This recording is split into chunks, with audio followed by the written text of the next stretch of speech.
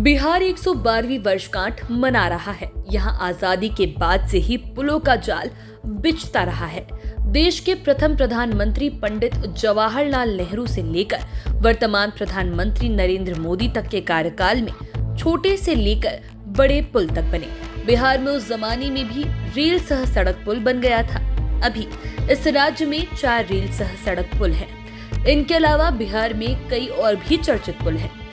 ऐसे में आज हम आपको बिहार के 5 सबसे बड़े पुल के बारे में बताने वाले हैं। सबसे पहले 5वें नंबर की बात करते हैं। इस नंबर पर बात करते हैं कोइलवर पुल की। ये पुल भोजपुर जिले में पड़ता है और ये राज्य का सबसे पुराना पुल है। इस सड़क पुल के पैरेलल ही रेल पुल भी है, लेकिन सड़क पुल की बात ही कुछ और थी। एक समय था जब ये न केवल आरा बक्सर को जोड़ता था, बल्कि बिहार और उत्तर प्रदेश को भी जोड़ता था। हालांकि अब नए पुल के बन जाने से इसकी अहमियत थोड़ी घटी है, लेकिन अंग्रेजों के जमाने में बना ये पुल आज भी अपने डिजाइन के लिए जाना जाता है। यही वजह है कि पूरे देश में 100 वर्ष से ज्यादा समय तक अपनी स्थापत्य कला का नमूना पेश कर रहे पुराने पुलों में कोइलवर के रेल सह सड़क पुल को भी शामिल किया गया है। अंग्रेजी हुकूमत के दौरान लॉर्ड इलिंग ने इस पुल का उद्घाटन करते हुए इसे पूरे विश्व में अनूठा बताया था। उस समय इस पुल को बनाने के लिए ब्रिटिश सरकार ने इंग्लैंड से स्टील मंगवाए थे। अब बात करते हैं चौथे नंबर की। बात करते हैं आरा छपरा सेतु की। इस पुल का लोकार्पण 2022 के मई महीने में किया गया था। इस पुल के बन जाने से लोगों को कोइलवर पुल के जाम से निजात मिली है। ये भी बिहार के लिए किसी धरोहर से कम नहीं है। पुराने कोइलवर पुल के नजदीक सोन नदी पर बना ये पुल भी बिहार का लाइफलाइन कहलाता है। इसके बन जाने से पश्चिम दक्षिण बिहार के कई जिले सीधे पटना से जुड़ गए हैं। 22 जुलाई 2017 को जिस समय इसका बिहटा में भूमि पूजन किया गया था, उस समय ये 4 लेन के लिए ही प्रस्तावित था। बाद में इसे 6 लेन में परिवर्तित किया गया। हालांकि इसका उद्घाटन कोरोना संक्रमण, लॉकडाउन, बेमौसम बरसात और चुनाव की वजह से टलता गया तथा 2022 के मई महीने में केंद्रीय मंत्री नितिन गडकरी ने इसका उद्घाटन किया। इसका निर्माण पुराना कोइलवर पुल के समांतर उत्तर दिशा की तरफ किया गया है। आंकड़े बताते हैं कि कुल खर्च 900 करोड़ रुपए के पार हो गया था, जबकि प्रस्ताव के समय इसकी लागत 266 करोड़ की बताई गई थी। पुल की लंबाई 1528 मीटर है। इसके एक लेन की चौड़ाई 16 मीटर है, जिसमें 13 मीटर में वाहन चलेंगे। दोनों लेन की बाईं तरफ 1.5 मीटर का फुटपाथ भी है। अब तीसरे नंबर पर बात करते हैं जेपी सेतु और श्री कृष्ण सेतु की। दोनों ही पुल गंगा नदी पर बने हैं और दक्षिण पूर्व बिहार को उत्तर बिहार से जोड़ते हैं। जेपी सेतु के एक छोर पर पटना है तो दूसरी छोर पर सारण है। इस पुल के बन जाने से पटना से उत्तर बिहार के साथ ही उत्तर प्रदेश की भी दूरी घट गई।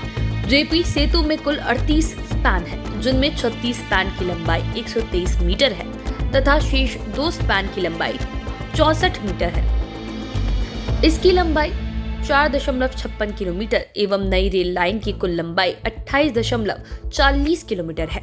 2 लेन वाले इस पुल के रोड भाग की चौड़ाई 9.075 मीटर्स की है एवं इसके दोनों ओर 1.5 मीटर चौड़े फुटपाथ भी बनाए गए हैं। यह भी रेल सह सड़क पुल है। इसके अलावा इसी नंबर पर मुंगेर में बना रेल सह सड़क पुल है। गंगा नदी पर बने इस पुल का नाम बिहार के प्रथम मुख्यमंत्री श्री कृष्ण के नाम पर रखा गया है। दक्षिण बिहार और उत्तर बिहार को जोड़ने वाली 14.5 किलोमीटर लंबे इस रेल सह सड़क पुल का उद्घाटन केंद्रीय मंत्री नितिन गडकरी और बिहार के मुख्यमंत्री नीतीश कुमार ने फरवरी 2022 में किया था। करीब 700 करोड़ की लागत से गंगा नदी पर बने इस पुल के उद्घाटन से खगड़िया और मुंगेर की सड़क मार्ग से दूरी 129 किलोमीटर घट गई। भागलपुर से नेपाल की भी दूरी घटी। बता दें कि इस पुल का शिलान्यास 2002 के नवंबर महीने में हुआ था।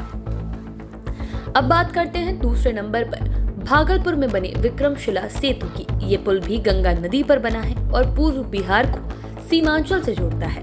इस पुल के बन जाने से मुंगेर, भागलपुर, बांका के साथ ही झारखंड के लोगों के लिए भी पूर्णिया, कटिहार, किशनगंज जाना आसान हो गया।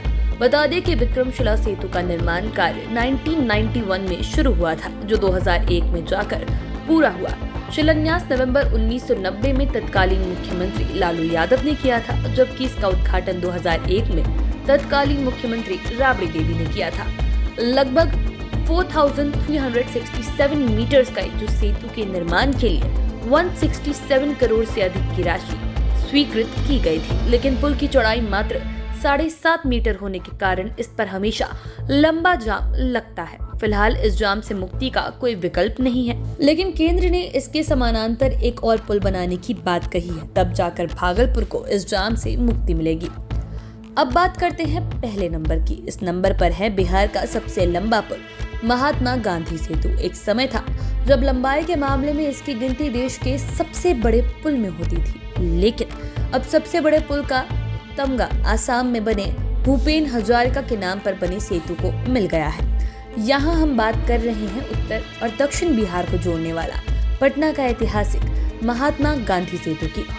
यह पुल अब नए लुक में आ चुका है। 2022 में इसे दोबारा जनता को लोकार्पित किया गया। बता दें कि महात्मा गांधी सेतु का ऊपरी हिस्सा तोड़कर स्टील का सुपर स्ट्रक्चर लगाया गया है। रिकंस्ट्रक्शन के बाद महात्मा गांधी सेतु का लुक और कलेवर दोनों बदल गया है। इस सेतु का स्मार्ट लुक तो हो ही चुका है और स्मार्ट लुक देने पर 2100 करोड़ रुपए खर्च हुए हैं। परियोजना की शुरुआत में इस कार्य पर 1382.40 करोड़ खर्च होने का अनुमान था, लेकिन काम जैसे जैसे आगे बढ़ता रहा वैसे वैसे खर्च भी बढ़ता गया। महात्मा गांधी सेतु को नया लुक देने में 66,360 मैट्रिक टन स्टील का उपयोग किया गया। 5 किलोमीटर 575 मीटर लंबे पूर्वी लेन के सुपर स्ट्रक्चर में 25 लाख नट बोल्ट और 460 LED लाइट्स लगाई गई है। इसका सुपर स्ट्रक्चर चेंज करने का काम 2019 में ही पूरा किया जाना था, लेकिन ये 2022 के मई में जाकर पूरा हुआ है। अब तो इसमें फिर से वही जान आ गई है जैसी इसके शुरुआती काल में यानी कि 1982 में थी। ये तो आप जानते ही होंगे कि महात्मा गांधी सेतु का उद्घाटन तत्कालीन प्रधानमंत्री इंदिरा गांधी ने 1982 के मई महीने में किया था। आप चैनल के साथ बने रहें। अगर इस वीडियो को फेसबुक पर देख रहे हैं तो पेज को लाइक करें, यूट्यूब पर देख रहे हैं तो चैनल को सब्सक्राइब करें। धन्यवाद।